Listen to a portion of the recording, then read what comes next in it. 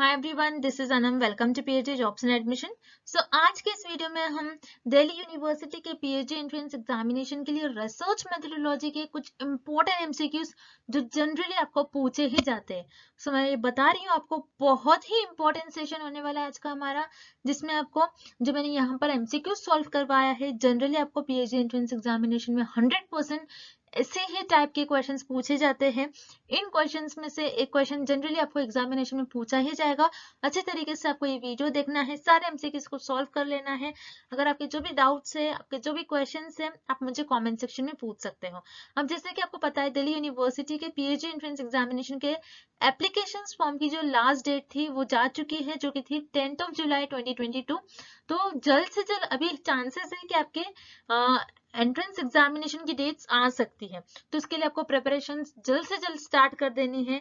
जैसे कि आपको पता है, डीयू यूनिवर्सिटी के पीएचडी एंट्रेंस एग्जामिनेशन में जो आपका पार्ट 1 होता है, जो पेपर 1 होता है, ये रिसर्च मेथोडोलॉजी होता है, जो कि हर एक कैंडिडेट्स के लिए कॉमन होता है।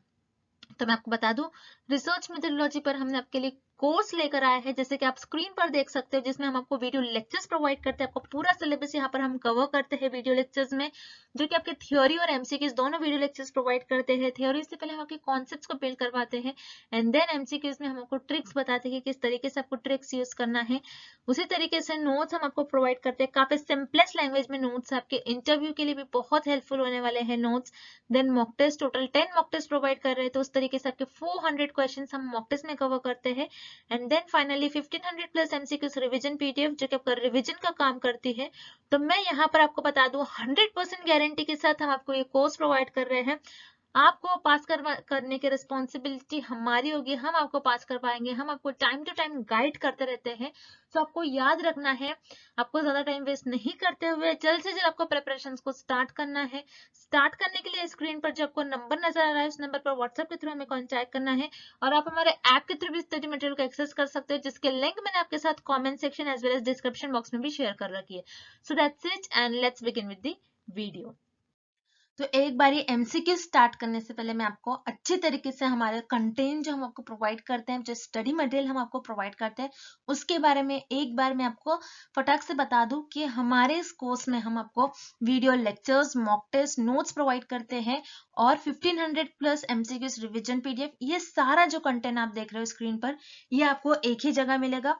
कई स्टूडेंट्स क्या करते हैं, इंटरनेट से स्टडी मटेरियल रिफर करते हैं। सो इंटरनेट पे जो लैंग्वेज यूज करी जाती है, बहुत डिफिकल्ट लैंग्वेज यूज करी जाती है, जिससे कि आपको समझ नहीं आता है क्या लिखा हुआ है, किस तरीके से ये जो कंटेंट है आपको किस तरीके से रीड करना है, कितना कंटेंट आपको फॉलो करना है। क्योंकि हम हमारे कोर्स में आपको बताते हैं आपको कितना स्टडी मटेरियल यूज करना है। बहुत ज्यादा भी नहीं आपको पढ़ना है, बहुत कम भी नहीं, आपको जितना सफिशिएंट है आपके स्टडी के लिए उतना आपको पढ़ना है। सो हमारे कोर्स में हम आपको गाइड करते रहते हैं कि किस तरीके से आपको किस टॉपिक पर ज्यादा फोकस रहना है, कहाँ से ज्यादा क्वेश्चंस आपको पूछे जा सकते हैं। ये सारी चीजें हमारे कोर्स में हम आपको बताते हैं। सो हमारा ये जो कोर्स है, हम आपको गारंटी के साथ कहते हैं कि हमारे इसी कोर्स से आपको एग्जाम में 30 से 35 क्वेश्चन डायरेक्टली पूछे जाएंगे। तो जल्द से जल्द आपको कोर्स को परचेस करना है। परचेस करने के लिए स्क्रीन पर ये जो नंबर नजर आ रहा है, इस पर व्हाट्सएप के थ्रू हमें कॉन्टैक्ट करना है। याद रखिएगा, नॉर्मल कॉल्स नंबर पर नहीं लगेगा, और आप हमारे इस ऐप के थ्रू भी स्टडी मटेरियल को एक्सेस कर सकते हो। सो ऐप को एक्सेस करने के लिंक मैंने आपके साथ डिस्क्रिप्शन बॉक्स में प्रोवाइड कर रखी है।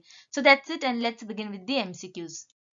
First question, the result undertaken to find the solution to a particular problem faced by a particular organization is dash research. इस क्वेश्चन में हमें फाइंड आउट करना है, एक ऑर्गेनाइजेशन है और उस ऑर्गेनाइजेशन ने पर्टिकुलर प्रॉब्लम फेस किया है, और उस पर्टिकुलर प्रॉब्लम को सॉल्व करने के लिए वो ऑर्गेनाइजेशन किस रिसर्च का यूज करेगी। ओके, सो स्टूडेंट्स, इस क्वेश्चन में आपको बस एक ही वर्ड पर फोकस करना है, which is particular. Particular problem, कभी भी आपके क्वेश्चन में पर्टिकुलर या फिर स्पेसिफिक ये दोनों वर्ड आता है, that means it is related with applied research. So yes, यहाँ पर आपका करेक्ट ऑप्शन हो जाएगा option B, applied research. Applied research में रिसर्चर कोई पर्टिकुलर प्रॉब्लम या फिर कोई स्पेसिफिक प्रॉब्लम को सॉल्व करते हैं। देन यहाँ पर आपका ऑप्शन ए गिवन है आपको, फंडामेंटल रिसर्च। फंडामेंटल रिसर्च में researcher new ideas, new theory, new concept develop करते हैं ताकि उनकी नॉलेज इंक्रीज हो सके। बट फंडामेंटल रिसर्च में रिसर्चर कोई स्पेसिफिक और पर्टिकुलर प्रॉब्लम को सॉल्व नहीं करते, दैट्स व्हाई आपका यहाँ पर ऑप्शन ए इनकरेक्ट हो जाएगा। Then option C, conceptual research. Conceptual research ऐसी रिसर्च होती है which is related with concepts and ideas. So again आपका यहाँ पर ऑप्शन सी भी इनकरेक्ट हो जाएगा।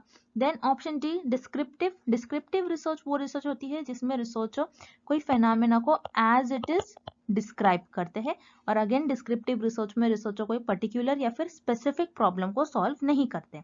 दैट्स व्हाई अगेन आपका यहाँ पर ऑप्शन डी भी इनकरेक्ट हो जाएगा। So here correct option is option B applied research. Applied research वो रिसर्च होती है जिसमें रिसर्चर कोई पर्टिकुलर और स्पेसिफिक प्रॉब्लम को सॉल्व करते हैं। Okay, next question. First statement, two-tailed hypothesis has rejection region on both sides.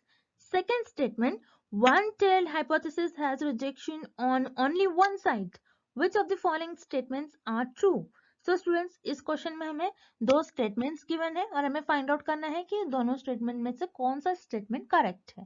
Okay, सो यहाँ पर फर्स्ट स्टेटमेंट में हमें गिवन है कि टू-टेल हाइपोथेसिस में दोनों भी साइड रिजेक्शन रीजन होता है।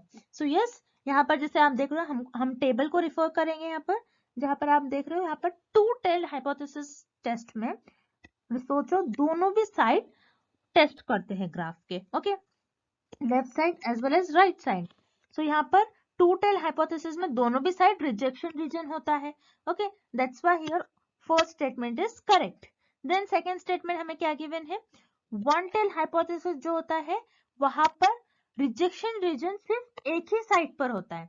So it is also correct, जहां पर हमें जैसे पता है वन टेल हाइपोथेसिस के दो टाइप होते हैं, लेफ्ट टेल हाइपोथेसिस और राइट टेल हाइपोथेसिस। ओके, सो यहाँ पर आप टेबल में देखना है आपको लेफ्ट टेल हाइपोथेसिस जहां पर आप ग्राफ में सिर्फ लेफ्ट साइड पर टेस्ट करते हो, और राइट टेल हाइपोथेसिस जहां पर आप ग्राफ में सिर्फ राइट साइड पर टेस्ट करते हो।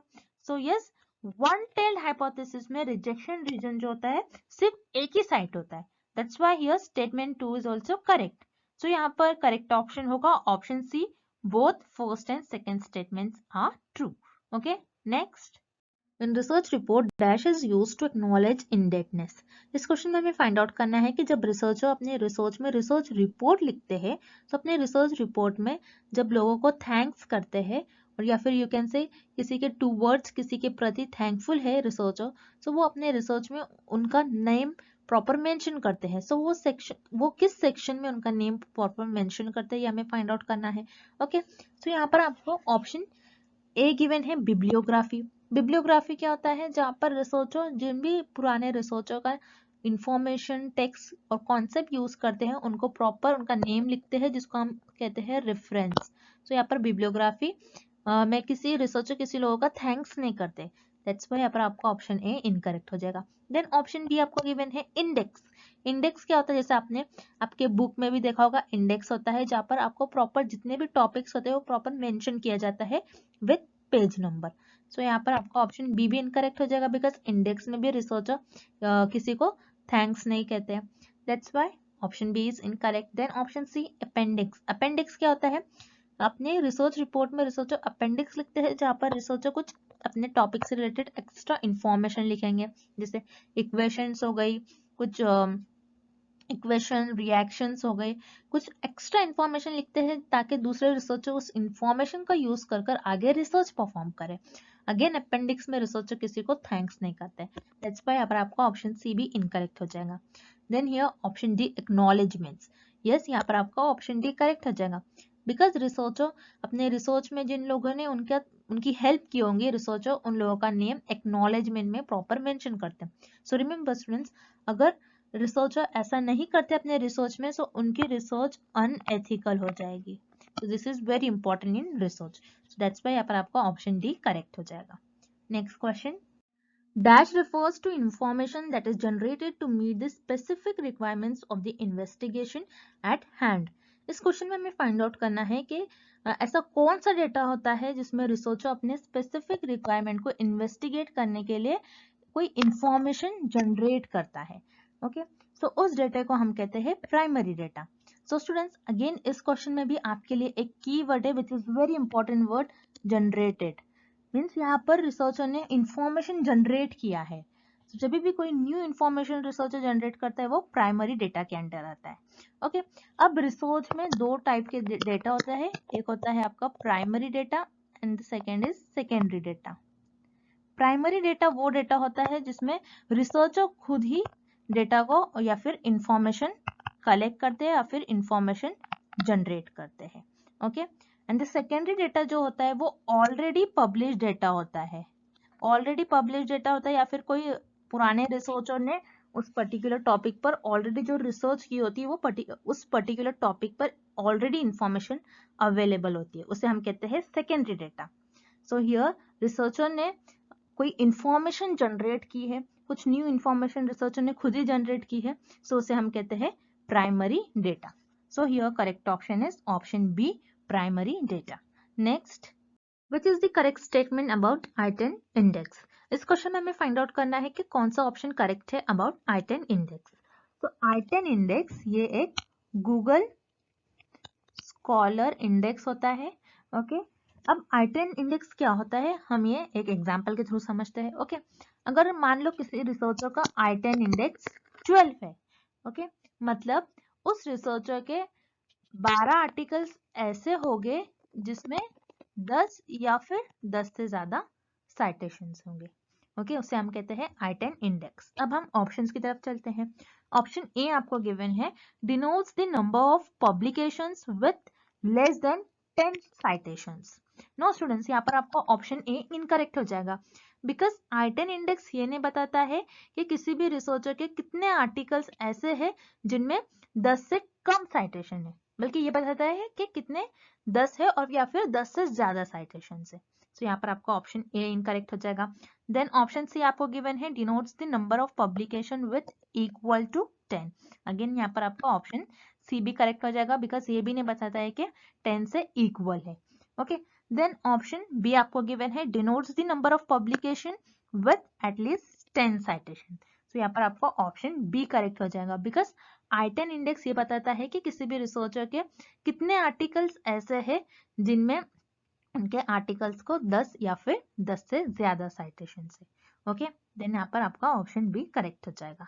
Next question, research shows that the older a person is the larger their vocabulary, this is an example of. So students, इस क्वेश्चन में हमें एक एग्जाम्पल गिवन है और हमें फाइंड आउट करना है ये एग्जाम्पल किस कोरिलेशन की एग्जाम्पल होंगी। Okay, so what is an example? Older a person means जो पर्सन की एज ज्यादा होगी, then their larger their vocabulary means here you can say knowledge of words. okay, तो जिस पर्सन की एज ज्यादा होंगी उनकी वोकैबुलरी भी ज्यादा होगी। ओके, सो जैसे आप देख रहे हो दोनों वेरिएबल जो है सेम डायरेक्शन में मूव कर रहे हैं। ओके, जब भी वेरिएबल सेम डायरेक्शन में मूव करते हैं उन्हें हम कहते हैं positive correlation. So this is an example of positive correlation. So here option A is the right answer. Moving on to the next question. Plagiarism, where writer changes a few words in the original text of another, is known as. इस question में हमें एक definition given है और हमें find out करना है ये डेफिनेशन किस ऑप्शन की डेफिनेशन होगी। ओके, सो ये डेफिनेशन में हमें गिवन है कि अगर आप ओरिजिनल टेक्स्ट से आप ओरिजिनल टेक्स्ट लेते हो और उस टेक्स्ट में कुछ फ्यू वर्ड्स चेंजेस करते हो और कुछ वर्ड को रीअरेंज करते हो, सो वो उस प्लेजरिज्म को हम क्या कहेंगे? सो उस प्लेजरिज्म को हम कहेंगे word switching. So this is the definition of word switching. So word switching में आप क्या करते हो, किसी और रिसर्चर का इंफॉर्मेशन टेक्स्ट लेते हो और उस टेक्स्ट में कुछ वर्ड्स को चेंज करते हो और सेंटेंस को रीअरेंज करते हो और मेंशन करते हो। सो ये आपका कहलाता है, ये प्लेजरिज्म आपका होगा word switching plagiarism. Okay, then आपको ऑप्शन ए गिवन है, direct copying. Direct copying means आप एज इट इज कोई रिसर्चर का किसी रिसर्चर का टेक्स्ट इंफॉर्मेशन को एज इट इज आप कॉपी कर रहे हो, सो ये भी प्लेजरिज्म होता है, but for this question this is not the correct answer. Okay, then आपको ऑप्शन सी गिवन है, पैराफ्रेजिंग। पैराफ्रेजिंग क्या होता है? किसी और रिसर्चर के वर्क को अपने ओन वर्ड्स में आप डिस्क्राइब करते हो, सो उसे हम कहते हैं पैराफ्रेजिंग। अगेन यहाँ पर ऑप्शन सी इनकरेक्ट है। सो यहाँ पर this is the definition of word switching. Option B here is the right answer. Next question, which of the following tools is good for thesis report? इस क्वेश्चन में हमें find out करना है कि हम रिसर्च में थीसिस किस tool में लिखते हैं। सो यहाँ पर आपका ऑप्शन ए गिवन है, एक्सेल। एक्सेल क्या होता है? जिसमें आप डेटा को एनालाइज करते हो, ये डेटा एनालिसिस टूल होता है। एक्सेल आपका डेटा एनालिसिस टूल होता है। एक्सेल में रिसर्च और थीसिस को नहीं लिखते हैं, दैट्स व्हाई यहाँ पर आपका ऑप्शन है इनकरेक्ट हो जाएगा। Then option B, PowerPoint presentation. So PowerPoint presentation जो प्रेजेंटेशन बनाने के काम आता है और जिसमें रिसर्चर रिसर्च प्रेजेंटेशन बनाते हैं, ना कि थीसिस लिखते हैं, दैट्स व्हाई यहाँ पर आपका ऑप्शन बी भी इनकरेक्ट हो जाएगा। Then option C, word document. तो यहाँ पर आपका ऑप्शन सी करेक्ट हो जाएगा। वर्ड डॉक्यूमेंट में रिसर्चर अपने थीसिस को लिखते हैं, दैट्स व्हाई यहाँ पर आपका करेक्ट ऑप्शन हो जाएगा option C, word document. Next question, dash a set of interrelated constructions, concepts, definitions and propositions that present a systematic view of phenomena। इस क्वेश्चन में हमें बताना है ऐसा कौन सा ऑप्शन है एक जो कि एक set of inter related concept है, डेफिनेशन और प्रिपोजिशन, ये सब मिलाकर किसी फेनोमेना को एक्सप्लेन करता है। सो उसे हम कहते हैं थ्योरी। सो थ्योरी कोई एक फेनोमेना को सिस्टमैटिक वे में एक्सप्लेन करता है, दैट्स व्हाई यहाँ पर आपका ऑप्शन बी करेक्ट हो जाएगा। देन आपको ऑप्शन ए गिवन है कॉन्सेप्ट्स। कॉन्सेप्ट जो कि आपके थॉट्स और आइडियाज पर बेस्ड होते हैं, जो कि एक आपको कोई फेनोमेना को सिस्टमैटिक वे में एक्सप्लेन नहीं करता है, दैट्स व्हाई यहाँ पर आपका ऑप्शन ए इनकरेक्ट हो जाएगा। देन आपको ऑप्शन सी गिवन है हाइपोथेसिस। हाइपोथेसिस क्या होता है, एक स्टेटमेंट होता है जो कि रिसर्चर के अजम्पशंस या फिर गेसेस पर बेस्ड होता है। अगेन हाइपोथेसिस भी कोई फेनोमेना को सिस्टमैटिक वे में एक्सप्लेन नहीं करता है, दैट्स व्हाई आपका ऑप्शन सी भी यहाँ पर इनकरेक्ट हो जाएगा। So here this is the definition of theory, option B here is the right answer. Next question, when submitting a journal what should a cover letter include. तो यहाँ पर students cover letter क्या होता है, researcher articles को journal में publish करने के लिए एक फ्रंट लेटर लिखता है, उसे हम कहते हैं कवर लेटर। और इस क्वेश्चन में हमें फाइंड आउट करना है कि रिसर्चर अपने जर्नल में कवर लेटर क्यों लिखते हैं। सो रिसर्चर अपने रिसर्च में कवर लेटर इसलिए लिखते हैं ताकि रिसर्चर बताते हैं कि उनका वर्क कैसे रिलेटेड है इस जर्नल के कंटेंट से। ओके, सो दैट्स व्हाई आपका यहाँ पर ऑप्शन सी करेक्ट हो जाएगा। And articulation of why the journal you choose is a good fit. Okay, and आज के लिए बस इतना ही, and thank you for watching this video.